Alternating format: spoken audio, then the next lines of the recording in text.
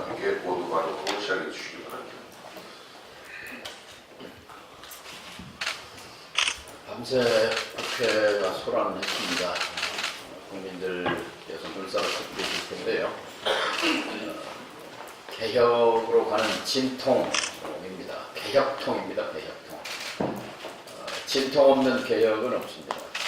문정부 들어와서 최초의 개혁통입니다. 그동안 물에 물 탄 듯 술에 술 탄 듯 지금까지 단 한 건의 제도 개혁도 이뤄내지 못한 이 정부 들어서 최초의 개혁통으로 생각합니다. 자유한국당에 묻습니다. 누구를 위한 저항인가? 국민의 이익과 국민의 권리를 위해 밤샘 투쟁을 하는 것인지 묻습니다. 국민의 권익을 위해 싸운다면 명분이 있는 것이지만 자신들의 밥그릇을 위해서 싸운다면 그것은 염치 없는 일입니다. 이대로가 좋다고 투쟁하는 것입니다. 바꾸지 말라고 투쟁하는 것입니다. 정치가, 선거가 이대로 가자고, 이대로 가는 것이 좋다고 하는 것입니다. 절대 다수의 국민은 정치를 바꾸라고 요구합니다. 이대로는 안 된다고 말합니다.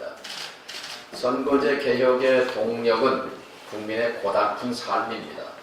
정치가 이렇게 양당제, 양극화, 투쟁의 정치로 계속하는 한 우리 국민의 삶은 계속 고달플 수밖에 없습니다. 부딪히는 싸움의 현장에 민주평화당은 없습니다만 그러나 우리는 당사자입니다. 그리고 선거제 개혁의 선도자이자 주도자입니다. 우리 당의 존재 이유는 양당제를 극복하고 다당제를 만드는 데 있습니다. 강령 1조의 다당제 구현을 박아넣은 이유도 바로 국민의 삶을 개선하기 위해서는 정치를 바꿔야 한다는 신념으로 뭉친 당이기 때문에 그렇습니다. 그리고 사실 민주평화당이 깃발을 들기 전에 우리나라 신문, 방송, 통신 어디에 선거제 개혁의 시읒자도 나온 적이 없습니다. 선거제 개혁의 불씨는 오롯이 민주평화당이 살린 것입니다. 많은 사람들이 되겠느냐고 회의했지만 우리는 신념을 가지고 여기까지 왔습니다. 패스트트랙 상정, 기정사실로 볼 수 있습니다. 자유한국당도 이미 패스트트랙 상정 이후를 대비하고 있다는 얘기도 듣고 있습니다.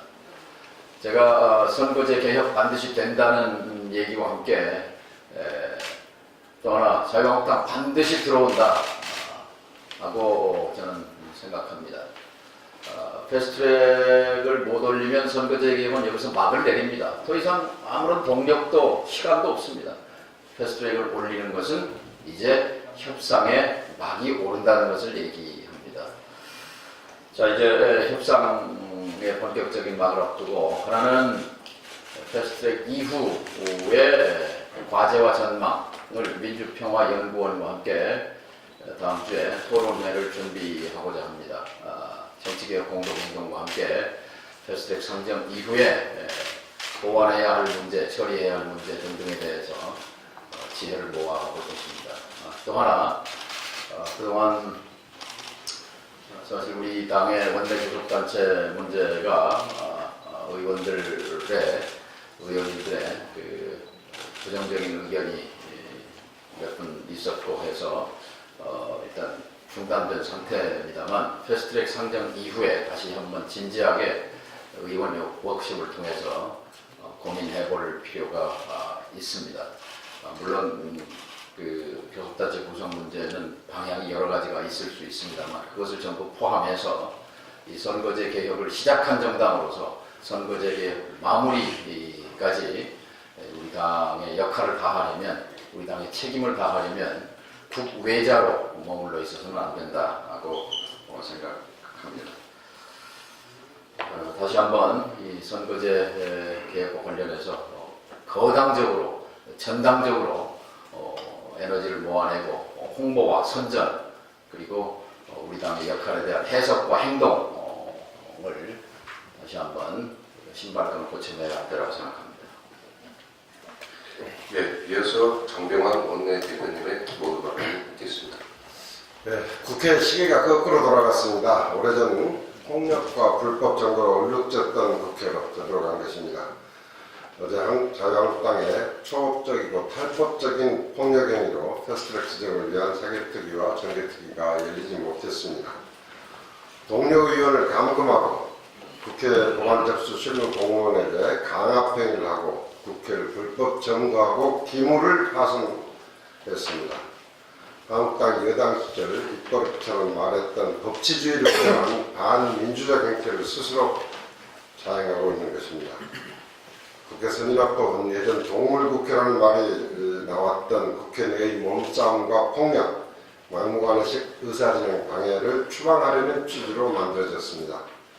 패스트트랙 역시 거대 양당의 정쟁으로 필수 후반 심의가 하염없이 지연되는 사태를 방지하기 위한 규정입니다. 국회법상 엄연히 존재하는 의사 진행 절차이고 원활한 국회 운영을 위한 최소한의 장치입니다. 무엇보다도 국회 선진화법은 한국당이 주도적으로 주장해서 도입된 제도입니다. 자신들이 만든 합법적 제도를 당이 당략에 따라 무력화시키며 의회 민주주의 말살이라는 적반하장식 주장을 하고 있는 것입니다. 우리 평화당은 한국당의 폭력행위에 대해 국회 선진화법에 따라 할 수 있는 모든 법적 조치를 강구할 것을 국회의장에 요구합니다. 국민의 여망을 담은 정치개혁, 사법개혁을 지연시킨 것도 모자라 국회를 폭력적 투쟁 현장으로 바꿔버린 책임을 강력히 물을 것입니다.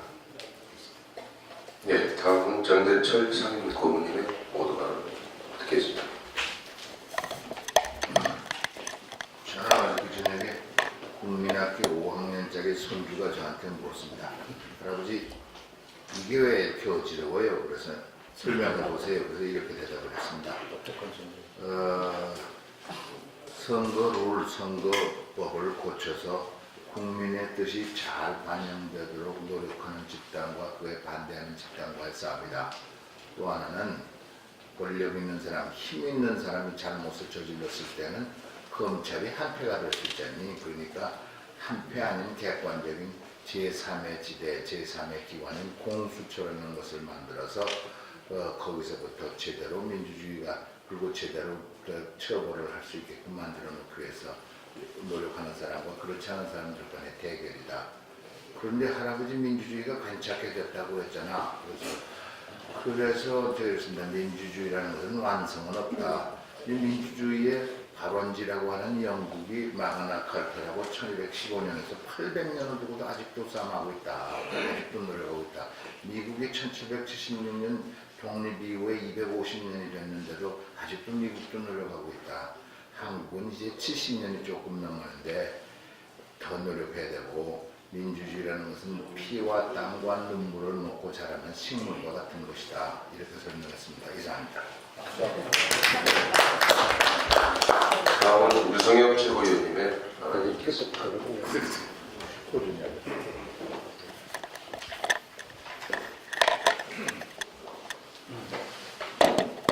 예, 동물국회를 막아보고자 식물국회를 각오하고 국회 선진화법을 도입을 했지만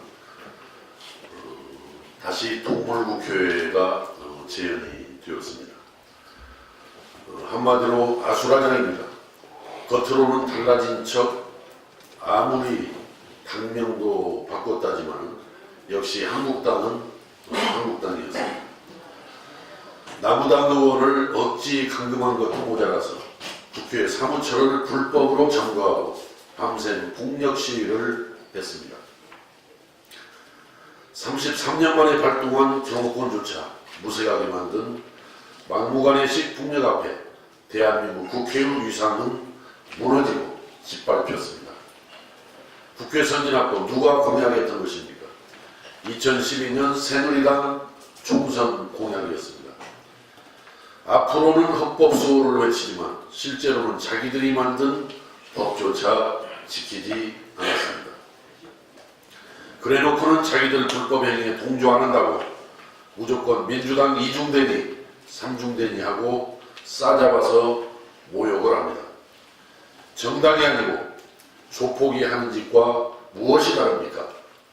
이럴 바에야 당명을 조폭들처럼 자유한국파, 교환이파로 바꾸는 것이 어떨까 싶습니다. 또 이 어제 사태의 그 이면에는 문재인 대통령의 국정 운영의 한계, 더불어민주당의 국회 운영의 한계를 여실히 드러내 보인 현상이라고 생각을 합니다. 문재인 대통령과 더불어민주당도 겸허하게 되돌아보면서 깊이 성찰을 하시기 바랍니다. 바른미래당도 당이 아니었습니다. 자기들이 의원총회를 열어서 12대 11로 당의 입장을, 의견을 정리를 해놓고도 사개특위에 있는 2명의 의원을 사모임을 해야 하는, 정말 외부에서 도저히 이해할래야 이해할 수 없는 당의 모습을 정말 잃어버렸다, 이렇게 생각합니다. 이제라도 정치권 전체가 크게 되돌아보고 반성을 하고 추스려서 다시 시작을 해야 되는 때가 아닌가 하는 그런 생각을 갖습니다. 국회는 그렇게 아수라장으로 어제 치닫았는데 참으로 또 경제 문제가 우울한 결과가 나왔습니다. 1사분기 경제 성장률이 마이너스 0.3%로 집계되고 발표가 되었습니다. 그동안 누차 경제난의 원인을 정확하게 찾아서 우리 경제를 살려내야 한다라고 호소를 해왔습니다만 재정 팽창만 일관되게 끌어온 결과가 어제 1사분기 마이너스 0.3% 결과라고 생각합니다. 사실 작년도에 정부에 대해서 경제가 언제 좋아질 거냐 이렇게 물어보면 연말 가면은 좋아질 겁니다라고 답변을 하다가 이제 연말이 가까우니까 내년쯤에는 좋아질 거라고 답변을 했습니다. 그 내년이 바로 금년입니다. 그런데 금년 1사분기 경제 성장률이 마이너스 0.3%로 규결되었습니다. 0.3% 결과를 보고도 현재 당국에서는 상저하고일 것이다. 그러니까 쉽게 말하면 상반기에는 좀 나쁘지만 하반기에는 높아질 거다라고 또 이렇게 안이한 또 변명을 늘어놓고 있습니다. 저는 경제 위기도 문제지만 정말 이 상황을 너무 안이하게 위기감 없이 바라보는 정부의 그런 어떤 무감각이 더 큰 위기다 이렇게 생각을 합니다. 이제라도 우리 정부 당국에서는 자꾸 변명하려고 하면 안 됩니다. 솔직히 인정할 건 인정하고 도대체 이명박 박근혜 문재인 정부로 이어지는 경기 부진의 원인이 정확히 무엇인지 이걸 밝혀내는데 저는 주력을 해야 된다. 이 사람이 열이 난다고 자꾸 해열제만 먹이면 그 사람 죽습니다. 병이 낫지 않고. 지금 현재 문재인 정부에서는 너무 안이하게 이번 추경을 지금 제출하겠다라고 하고 있습니다만 계속 재정 편찬만 시켜가지고는 이 나라 경제는 도저히 해안할 길이 없다라는 점을 거듭 말씀드리면서 그러한 추경보다는 경제난의 원인을 규명하는 데 주력해 줄 것을 다시 한번 촉구합니다. 이상입니다. 네, 다음은 허영 최고위원님의 발언이 있겠습니다.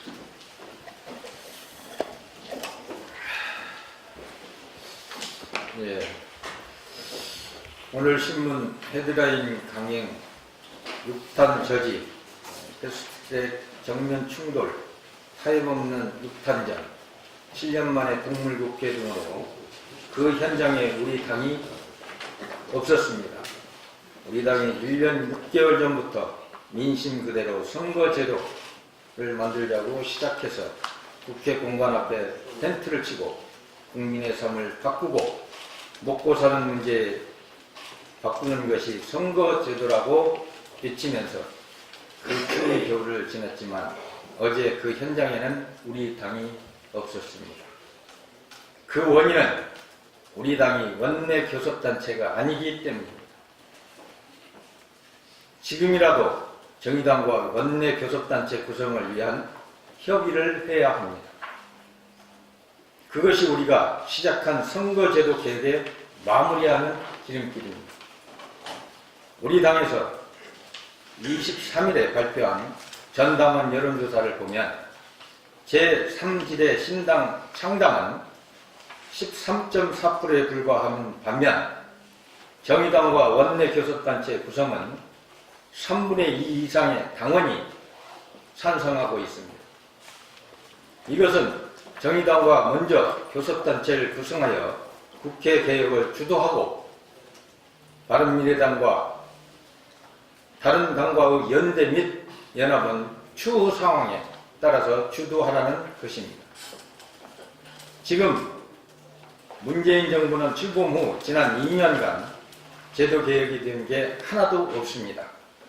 우리 평화당이 민심 그대로 선거 제도를 마지막까지 주도해서 광주 민주화운동, 6월 민주화 항쟁, 촛불혁명으로 이루어져 있는 좋은 대한민국을 만드는 데 주도해야 합니다. 네, 이상입니다. 다음 발언하실 분들 안 계시면 공개회의로 전화하겠습니다.